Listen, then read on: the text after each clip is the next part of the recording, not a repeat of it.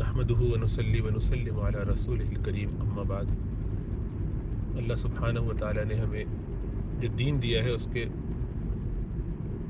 5 ایسے شعبے ہیں جن پہ ہمیں توجہ دینی چاہیے، اور یہ ساری فورٹیفیکیشن ہے۔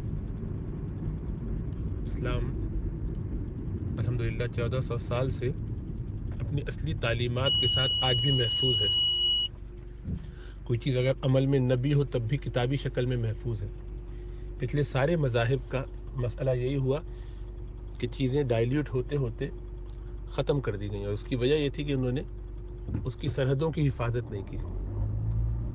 اللہ ہمارے علماء کرام کو، ہمارے فقہا کو، ہمارے ائمہ کو اجر عظیم عطا فرمائے کہ انہوں نے نبی اکرم صلی اللہ علیہ وسلم کی تعلیمات کو صحیح طور پر سیکھا صحابہ سے، اور اس کو آگے امت تک منتقل کیا۔ جو ہم آسانیوں کی طرف جانا شروع کرتے ہیں، ہم وہ بہت سارے دروازے کھول دیتے ہیں جہاں سے اسلام کی باؤنڈری، اسلام کی سرحدیں ڈھیلی پڑنا شروع ہو جاتی ہیں۔ گھروں میں جب ڈبل گلیزنگ کی جاتی ہے، دروازوں کو بڑا مضبوط لاک لگایا جاتا ہے، اس میں ذرا سی بھی کمزوری آ جائے تو اس کے نتیجے میں نقصان کے راستے کھلتے ہیں۔ پہلے اس میں سے ہلکی ہلکی ہوا آنے لگتی ہے، کچھ عرصہ گزرتا ہے، بارشوں کا پانی آنے لگتا ہے، پھر آہستہ آہستہ ایک دراڑ سی پڑ جاتی ہے، اور اس کو بھی اگر ٹھیک نہ کر لیا جائے تو چیزیں بڑھتے بڑھتے گھر کے دروازے کو، اس دیوار کو خراب کرنے لگتی ہیں، نتیجتاً گھر کے صحن، اور اس کے بعد پھر وہاں بھی نہ روکا جائے تو کمرے، اور پھر پورے گھر کو ہی اپنی لپیٹ میں لے لیتے ہیں۔ اصل چیز تو ایمان ہے جس کی حفاظت کر کے اس دنیا سے لے کر جانا ہے، اور اس کی حفاظت کے لیے سب سے پہلا دائرہ اعمال کا ہے۔ جتنے عمل ہوں گے اچھے فرائض کے درجے کے، وہ اس کو اتنا بچائیں گے۔ تو فرض پہلی باؤنڈری ہے جو ایمان کو بچاتی ہے۔ اس کے باہر دوسری باؤنڈری سنت مؤکدہ کی ہے۔ جو سنت مؤکدہ کا اہتمام کرتے ہیں وہ اپنے فرائض کو بچا لیتے ہیں، اور جو فرائض کا اہتمام کرتے ہیں ان کا ایمان محفوظ رہتا ہے۔ اس کی اگلی باؤنڈری سنت غیر مؤکدہ نوافل مستحبات کی ہے۔ جو اس کا اہتمام کرتے ہیں ان کی سنت مؤکدہ محفوظ رہتی ہے۔ نتیجہ یہ ہے کہ فرائض اور زیادہ اچھی طریقے سے محفوظ رہتے ہیں اور ایمان بچا رہتا ہے۔ اور سب سے آخری باؤنڈری آداب کی ہے۔ اللہ کے رسول صلی اللہ علیہ وسلم کے نشست و برخاست، اٹھنا بیٹھنا، چلنا پھرنا، کھانا پینا، کس طرح سوتے تھے، کس طرح چلتے تھے، ہر کام کے لیے آپ نے ایک طریقہ وضع فرمایا، اور جس کو آپ نے امت تک پہنچایا۔ لوگوں نے اس کو نوٹ کیا، یاد کیا، ان دعاؤں کو یاد کیا۔ ہر چیز میں بے تحاشا برکت ہے، اور ہمارے نبی صلی اللہ علیہ وسلم کے اسوے کے اختیار کرنے کے نتیجے میں اللہ کی محبت گارنٹیڈ ہے۔ یہ اللہ نے قرآن میں فرمایا کہ قل ان کنتم تحبون اللہ فاتبعونی یحببکم اللہ ویغفر لکم ذنوبکم، کہ اے نبی صلی اللہ علیہ وسلم، یہ لوگ آپ سے جب اللہ کی محبت کا تذکرہ کریں کہ اللہ سے محبت کرنا چاہتے ہیں تو آپ ان کو سمجھا دیجیے کہ میرے طریقے اختیار کرو۔ نبی اکرم صلی اللہ علیہ وسلم کا اگر طریقہ اختیار کرو گے تو اللہ تم سے خود محبت کرنے لگے گا، یعنی اللہ تمہیں اپنا محبوب بنا لے گا۔ تو نبی اکرم صلی اللہ علیہ وسلم کے طریقے ہماری زندگی میں آئیں، اسی کے لیے یہ سارا سلسلہ ہے۔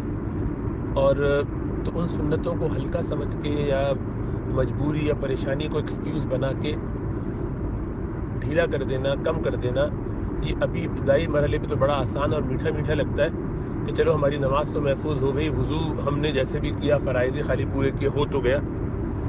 لیکن یہ بہت وقتی بات ہے۔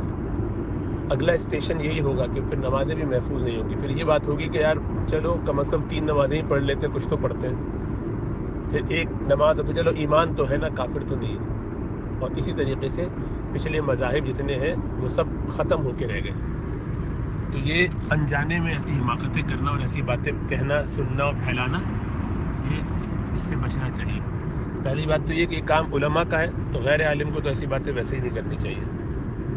عوام الناس کو اپنے آپ کو مفتی بنا کے پیش نہیں کرنا چاہیے، نہ ایسی باتیں کہنی چاہیے جس سے امت کو نقصان ہو، جس کا وہ کل جواب نہ دے سکے، اس کے مکلف نہیں ہے۔ اور اسی طریقے سے لوگوں کی آسانی کی بھی ان کو فکر نہیں کرنی چاہیے، ان کا کام نہیں ہے،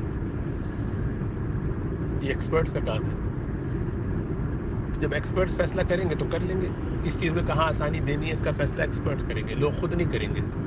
آپ کے اپنے گھر کے نظام میں آپ کی اولاد، آپ کے بچے خود یہ فیصلے کرنا شروع کر دیں کہ کب انہیں ابا کے رول کے مطابق چلنا ہے اور کب نہیں چلنا، تو گھر کا پورا نظام خراب ہو جائے گا۔ تو یہ حماقت ہے کہ لوگ کم از کم نماز پڑھ لیں اس لیے خالی وہ ایسا کر لیں تو گزارا کر لینا چاہیے، بالکل بھی نہیں۔ جن کو نماز پڑھنی ہوگی وہ اس کے باوجود پڑھیں گے، اور الحمدللہ پڑھتے ہیں، یا نہیں بھی پڑھتے تو یہ احساس رکھ کے نہیں پڑھتے کہ ہم گناہ کر رہے ہیں، تو ان کو سونر اور لیچر توفیق ہو ہی جاتی ہے۔ جب آپ اس کو جائز قرار دے دیتے ہیں یا اس کی گنجائشیں نکال دیتے ہیں تو پھر لوگ اس کو اپنا حق سمجھتے ہوئے نارم سمجھ لیتے ہیں۔ جب تک جن چیزوں کو گناہ اور غلط سمجھا جاتا رہے گا اور اس کے باوجود ایک آدمی اس کا اہتمام نہیں کر سکے گا تو اس کو کم از کم یہ احساس ضرور ہوگا کہ میں غلط کر رہا ہوں۔ تو یہ گلٹ فیلنگ جو نکال دی جاتی ہے اس طرح کر کے، پچھلی قومیں اسی لیے تباہ و برباد ہو گئی اور انہوں نے اپنے پورے دین کو بدل کے رکھ دیا۔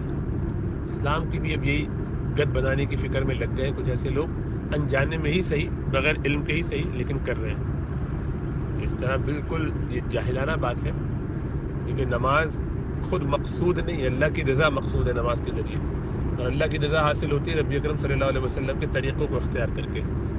تو ابھی ایسا لگ رہا ہے کہ خالی فرض ڈیوٹی پوری کر کے ہم اللہ سبحانہ و تعالیٰ کے قریب ہو جائیں گے، بالکل بھی نہیں ہو سکتے۔ اس کے بعد اگلی نمازیں جائیں گی، 5 نمازیں بھی باقی نہیں رہ سکتی۔ کوئی شخص ایسا نہیں دعویٰ کر سکتا کہ اس نے، ہم نے اپنی زندگی میں یہی دیکھا، جن لوگوں نے ایسا کیا وہ آہستہ آہستہ فرائض سے بھی نکل گئے، ایمان کے لالے پڑ گئے، اور یہی ہوگا، ظاہری بات ہے، اس لیے کہ آپ نے ساری دیواریں تو ڈھا دی ہیں، ادب آداب کی، مینرز کی وہ ڈھا دی، اس کے بعد سنت غیر مؤکدہ اور نوافل کی ڈھا دی، اس کے بعد آپ سنت غیر مؤکدہ کے بعد مؤکدہ کی بھی ڈھا رہے ہیں، اس کے بعد جو ہے وہ اب فرض خالی ادا کر لیں گے، تو اس کے بعد اگلی تو چیز سیدھا اٹیک ایمان پر ہے۔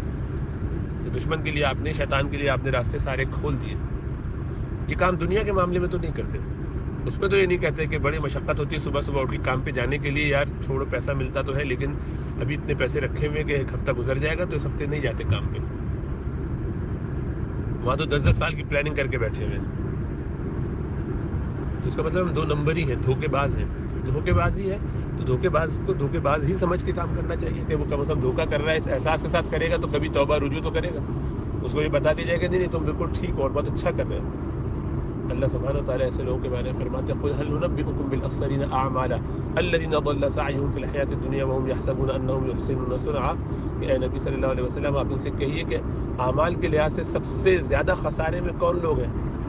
وہ لوگ کہ جن کی دنیا کی ساری زندگی اس تگ و دو میں رہی کہ وہ رائے حراس سے بھٹکے رہے اور وہ سمجھتے رہے کہ وہ سب کچھ ٹھیک کر رہے ہیں، دھوکے میں پڑے رہے، انجانے الٹے کام کر رہے ہیں اور اپنے آپ کو بالکل جسٹیفائی کر رہے ہیں۔ ایسے لوگوں کو بہت زیادہ ڈرنا چاہیے۔ اللہ ہم سب پر اپنا کرم فضل فرمائے۔